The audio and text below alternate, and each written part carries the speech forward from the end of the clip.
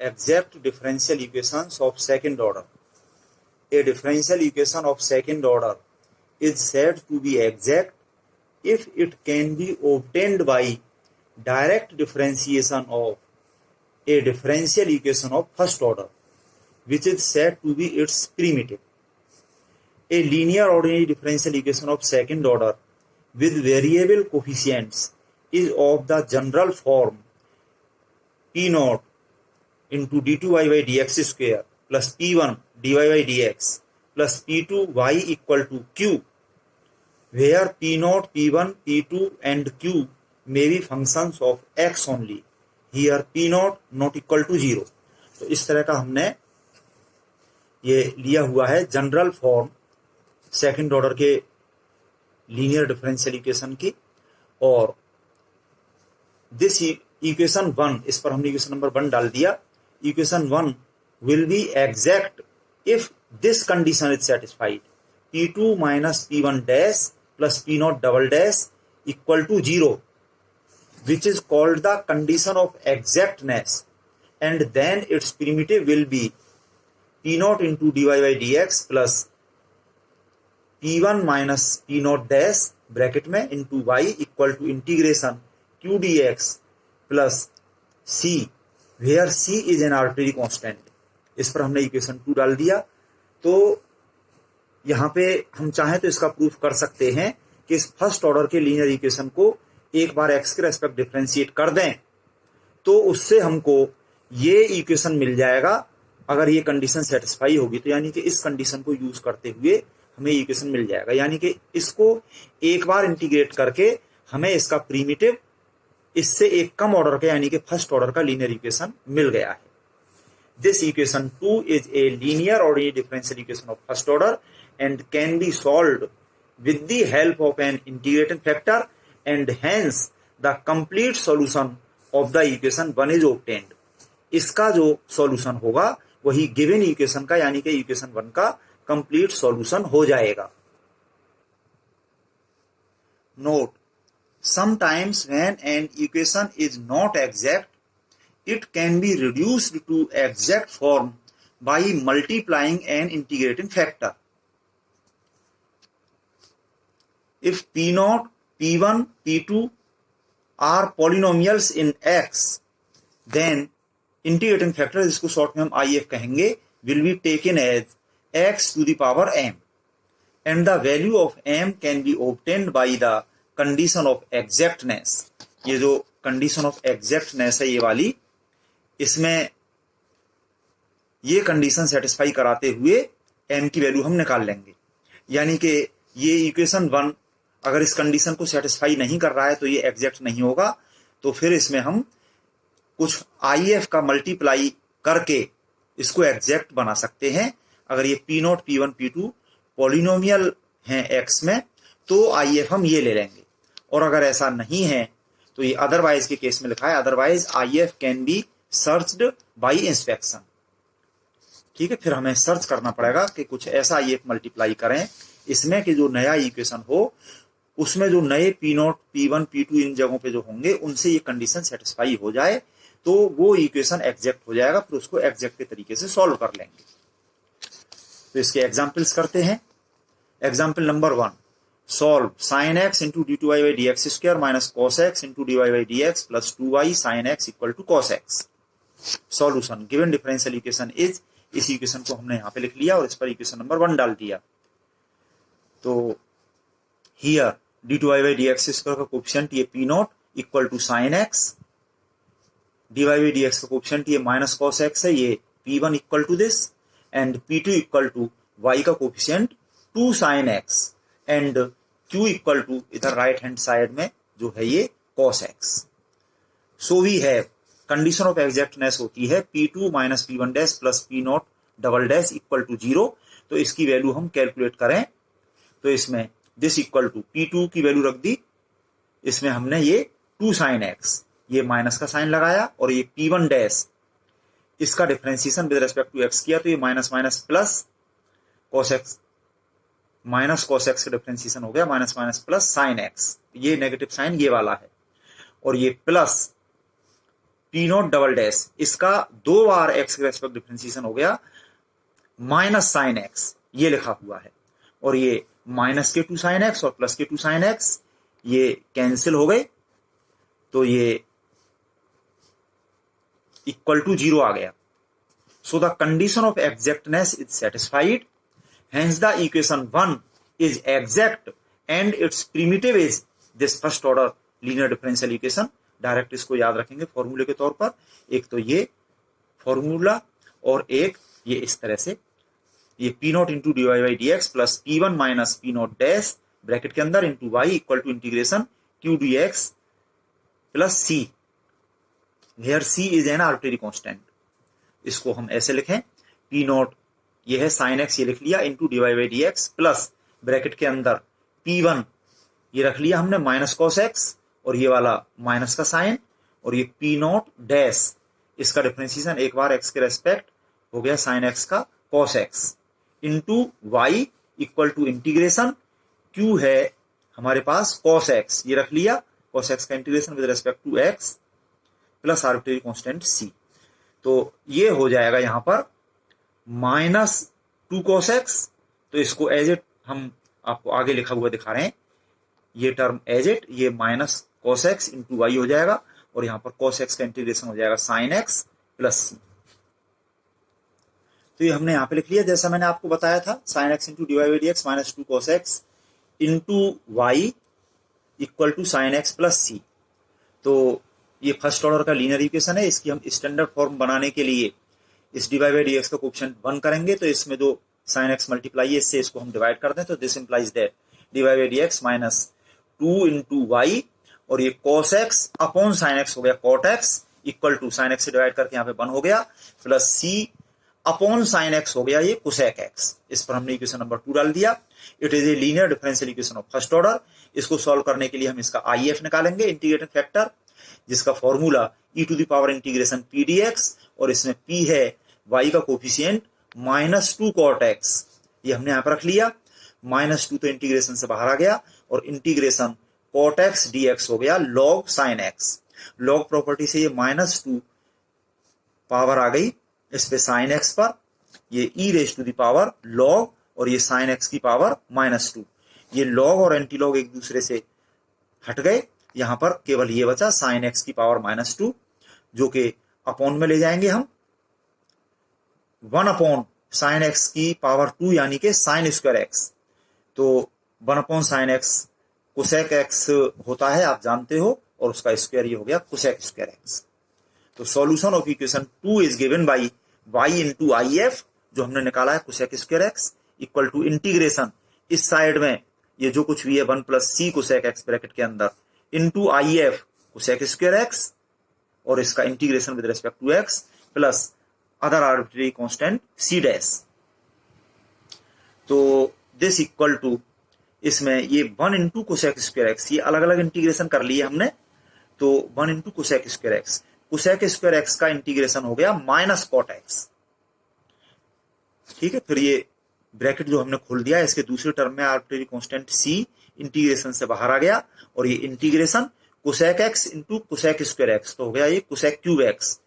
D x plus c dash. इस पर हमने इक्वेशन नंबर 3 डाल दिया, क्योंकि ये जो इंटीग्रेशन है इसकी वैल्यू हम अलग से निकाल रहे हैं, बाकी तो सब ये एज इट ही रहेगा। तो now this integral cosec cube x d x equal to, इस कोसेक क्यूब एक्स को रखा हमने cosec x into cosec square x, और फिर कोसेक स्क्वायर एक्स, हम फिर इसको हम बाई पार्ट्स कर लेते हैं। तो ये फर्स्ट और ये सेकंड, तो इसमें ये फर्स्ट एज इट रखा कोसेक एक्स, और इस सेकंड कोसेक स्क्वायर एक्स का इंटीग्रेशन एक्स के रेस्पेक्ट हो गया माइनस कॉट एक्स, वो हमने वहां पे भी किया था, तो वहां से हिंट मिल रही है हमें। और फिर इससे आगे माइनस आता है, और इंटीग्रेशन इस फर्स्ट यानी कि कोसेक एक्स का differentiation with respect to x होता है minus cosec x cot x, तो ये हुआ माइनस कोसेक एक्स इंटू एक कॉट एक्स आया इसमें, और फिर ये सेकंड यानी कि कोसेक स्क्वायर एक्स का इंटीग्रेशन हो गया माइनस कॉट एक्स, तो वो माइनस माइनस प्लस हो गया, जो एक माइनस वहां से आया था, और एक कॉट एक्स और आ गया, और एक कॉट इसमें था cosec x into cot x वाला, तो ये कॉट स्क्वायर एक्स हो गया। ठीक है, तो इस तरह से बाई पार्ट्स करना आप जानते ही हैं, ये चीज हो गई। और फिर ये सारी चीजें तो एज इट लिखी हुई हैं, इसमें कॉट स्क्वायर एक्स को लिख लिया हमने कोसेक स्क्वायर एक्स माइनस 1, क्योंकि कोसेक स्क्वायर एक्स होता है 1 प्लस कॉट स्क्वायर एक्स, तो ये हो गया।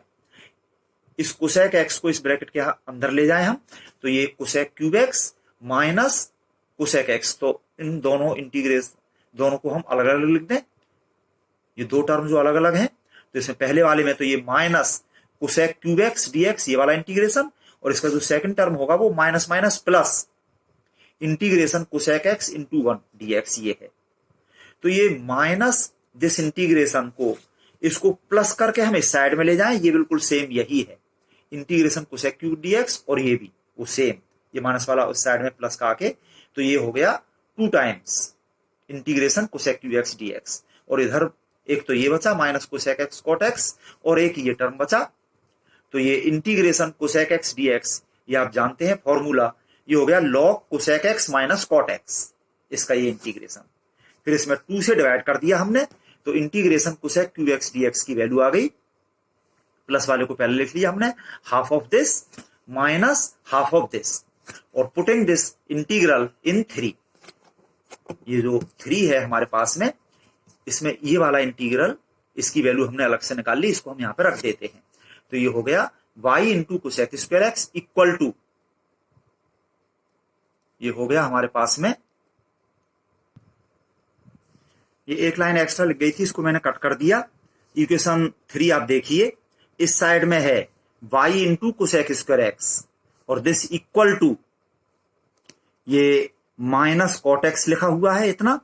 Plus c into this integral, इस इंटीग्रल की वैल्यू ये इतनी है, तो इसमें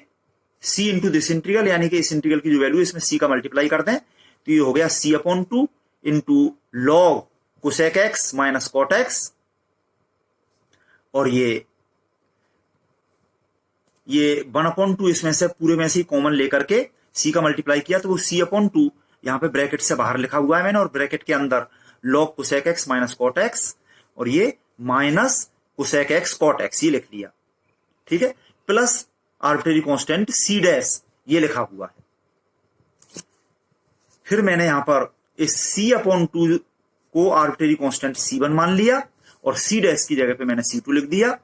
Hence the complete solution of the given differential equation is y into cosec square x equal to minus cot x plus c1, ये ब्रैकेट यहां तक, प्लस ये c2, where c1 and c2 are arbitrary constants। ये answer हो गया इसका, क्योंकि जो फर्स्ट ऑर्डर का डिफरेंशियल इक्वेशन ये बना था, जो कि गिवन इक्वेशन का प्रीमिटिव था, तो इसका जो सॉल्यूशन है वही गिवन डिफरेंशियल इक्वेशन का सॉल्यूशन हो गया। Now next example 2, solve the differential equation x square into d2y by dx square plus 3x into dy by dx plus y equal to 1/1 plus x square। solution given differential equation is, इस इक्वेशन को as it हमने यहां पे उतार लिया, इस पर इक्वेशन नंबर 1 डाल दिया। Here p not equal to x square d2y by dx का coefficient, comma p1 equal to 3x ये dy by dx का coefficient, comma p2 equal to 1 ये y का coefficient, and q equal to right hand side में जो कुछ भी है 1/1 माइनस x का whole square. So we have for condition of exactness p2 minus p1 dash plus p not double dash, इसकी value हम निकाल के देखते हैं 0 के बराबर आती है या नहीं। तो दिस इक्वल टू p2 की वैल्यू 1 रख दी, माइनस p1 डैश इसका डिफरेंशिएशन x के रेस्पेक्ट 3x का 3 हो गया, और ये plus p not double dash इसका 2 बार x के रेस्पेक्ट डिफरेंशिएशन x स्क्वायर का 2 हो गया, और ये 1 प्लस 2 3 माइनस 3 प्लस के, और ये माइनस के कैंसिल होकर इक्वल टू 0 आ गया। तो कंडीशन ऑफ एग्जैक्टनेस यहां पर सेटिस्फाई हो गई है। सो the condition of exactness is satisfied, hence the equation 1 is exact and it's primitive is, फॉर्मूले के तौर पे इसको हमने डायरेक्ट लिख लिया, और इसमें ये p नॉट की value x square into d2y by dx square plus p1 3x minus p not dash इसका एक और differentiation 2x into y equal to integration q q की वैल्यू ये इतनी रख ली हमने, इसका integration with respect to x plus arbitrary constant C1 ये हमने रख लिया। और हम देख रहे हैं कि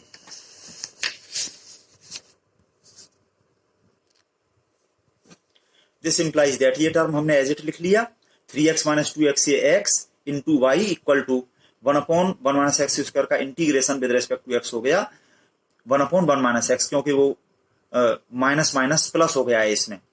एक तो इसकी पावर ये -2 इंटीग्रेशन में पावर -1 अपॉन -1 का एक माइनस आया, एक वेरिएबल एक्स का कांस्टेंट कोएफिशिएंट -1 वो आया अपॉन में, तो माइनस माइनस प्लस हो गया, प्लस आर्बिट्रेरी कांस्टेंट C1। अब ये लीनियर इक्वेशन है फर्स्ट ऑर्डर का, इसका कोएफिशिएंट 1 कर ले हम एक्स स्क्वायर से डिवाइड करके, यहाँ पे हो गया 1/x और ये हो गया 1/x square into 1 minus x plus C1/x square. Equation number 2 डाल दिया। It is a linear differential equation of first order. इसको सॉल्व करने के लिए इसका IF equal to this formula, P का मतलब यहाँ पे y का कोएफिशिएंट 1/x लगा दिया, इंटीग्रेशन इसका log x, log anti log हट के यहाँ पे x आ गया। Solution of equation 2 is y into IF x equal to integration ये IF x इंटू ये पूरा हमने इस ब्रैकेट में रख लिया, इसका integration with respect to x plus C2 this equal to ये इंटीग्रेशन अलग अलग कर दिए हमने, इस टर्म का ये x कैंसिल होके ये इतना आ गया, प्लस C1 इंटीग्रेशन से बाहर आ गया और ये x कैंसिल होके यहाँ पे 1/x रह गया। तो इसका तो इंटीग्रेशन सीधा सीधा log x हो गया, प्लस आर्बिट्रेरी कांस्टेंट C2 इसमें रखा हुआ है यहाँ पे, और इसके पार्शियल फ्रैक्शन हो गए ये इतने, तो 1/x का इंटीग्रेशन log x और ये 1/1 माइनस x का integration with respect to x हो गया minus log 1 minus x। log property से इसको मिला देंगे हम, log x upon 1 minus x। बाकी ये सारा एज इट लिखा हुआ है, ये साइड हमारी x into Y equal to log x upon 1 minus x plus C1 log x plus C2। This is the complete solution of given differential equation where C1 and C2 are arbitrary constants. Answer. इसी तरह से आप example 3 कर सकते हैं। Solve bracket में ax minus bx square into d2y dx square plus 2a into dy dx plus 2by equal to x। इसमें a और b गिवन कॉन्स्टेंट्स हैं, ये एज इट ऐसे ही चलेंगे। इसमें कंडीशन ऑफ एग्जैक्टनेस सेटिस्फाई करके आप एग्जाम्पल्स 1 और 2 की तरह से इसको कर सकते हैं। इसका solution try yourself. Example 4, solve under root x into d2y dx square plus 2x into dy dx plus 3y equal to x। Solution given differential equation is this. इसको यहाँ पे हमने लिख लिया, इक्वेशन नंबर 1 डाल दिया। Here p0 is under root x, p1 is 2x and p2 equal to 3 and q equal to x। So we have condition of exactness के लिए p2 minus p1 dash plus p0 double dash equal to ये p2 रखा हमने 3 minus इसका differentiation x के respect 2 हो गया, और ये p0 डबल डैश इसका एक बार x के रेस्पेक्ट डिफरेंशिएशन हो गया, पावर 1/2 आगे आ गई और x की पावर -1/2 हुई, फिर एक बार और हुआ तो वो -1/2 आगे आया, तो ये माइनस माइनस नहीं, पहले ये वाला, हाँ एक बार कई माइनस था वो, ये प्लस है यहाँ पर 1/2 इंटू -1/2 का ये माइनस आ गया, 1/2 इंटू 1/2 1/4 हो गया और x की पावर -3/2। तो हम देख रहे हैं ये हो गया 3 माइनस 2 तो 1 हो गया, बाकी ये 1 माइनस इतना ये 0 के बराबर नहीं आया। So the condition of exactness is not satisfied, hence the equation 1 is not exact. To make it exact multiplying equation 1 by IF x to the power m, क्योंकि ये p0 p1 p2 ये सब x की various powers में है, तो IF हमने इतना मान लिया। देन वी गेट ये IF x की पावर m हम मल्टीप्लाई कर रहे हैं इक्वेशन 1 में, तो ये हो गया x की पावर 1/2 तो पहले से है और पावर m और आ गई तो m प्लस हाफ हो गया ये, और यहाँ पे बाकी सब ये ऐसे ही लिखा हुआ है, x की पावर ये m प्लस 1 हो गया, और यहाँ पर ये 3 इंटू x की पावर m, और इस साइड में x की पावर m प्लस 1 हो गया। नाउ ये नए वाले p0, यहां से ये p0 equal to this, p1 ये है और p2 ये है और q ये है। अब इसमें हम देखें इफ इक्वेशन 2 इज एग्जैक्ट, इसको तो हमें एग्जैक्ट बनाते हुए m की वैल्यू निकालनी है। तो अगर ये इक्वेशन 2 एग्जैक्ट है तो इसमें ये कंडीशन ऑफ एग्जैक्टनेस सेटिस्फाई होनी चाहिए। ये वाले नए p0 p1 p2 जो हैं हमारे पास में, यहां से ये वैल्यूज हमने इसमें रख दी। p2 इतना रख दिया सीधा, p1 डैश इसका एक बार डिफरेंशिएशन करके रख दिया, और p0 डबल डैश इसका 2 बार x के रेस्पेक्ट डिफरेंशिएशन करके हमने यहां पर रख दिया, और दिस इक्वल टू 0 ये हम लेके चल रहे हैं। तो जो मैंने आपको बताया था वो यहाँ पे ये रख दिया है। अब x की पावर m के दो टर्म्स हैं, दोनों में से x की पावर m हमने कॉमन ले लिया और ये वाला मैंने -2 पहले लिखा हुआ है ब्रैकेट में m+1 और इसमें ये मैंने -3/2 लिख दिया क्योंकि -2 जब कॉमन ले लिया तो ये -3/2 हो गया। तो ये ब्रैकेट बन गया हमारा m-12 जो कि इसमें भी है m-12। इन दोनों में से m-12 कॉमन लिया तो इस जगह तो बचा -2 into x to the power m plus इसमें बचा ये m+12 into x to the power m-3/2 ये आ गया दिस इक्वल टू 0। तो इसमें दिस फैक्टर इक्वल टू 0 करते हुए m इक्वल टू 1/2 ये m की वैल्यू हमें मिल चुकी है। Putting this value in equation 2 we get, जो इक्वेशन 2 हमारे पास m में लिखा हुआ था उसमें m की जगह जब 1/2 रख दिया हमने तो हमें ये इक्वेशन मिल गया। इस पर हमने इक्वेशन नंबर 3 डाल दिया। Hence the equation 3 is exact। इसको तो एग्जैक्ट बनाते हुए तो हमने किया ही है, ये इक्वेशन एग्जैक्ट है और इसको एग्जैक्ट के मेथड से हम सॉल्व कर लेंगे। इट्स प्रिमिटिव इज दिस और इसमें ये वाले हमारे P0, P1, P2 और Q हैं तो यहां से वैल्यू इसमें हमने रख दी, ये P0x और ये P1 इतना रख दिया माइनस P0 डैश, इसका एक बार x के respect differentiation 1 into Y equal to integration ये जो Q है इसका integration with respect to x plus arbitrary constant C1। तो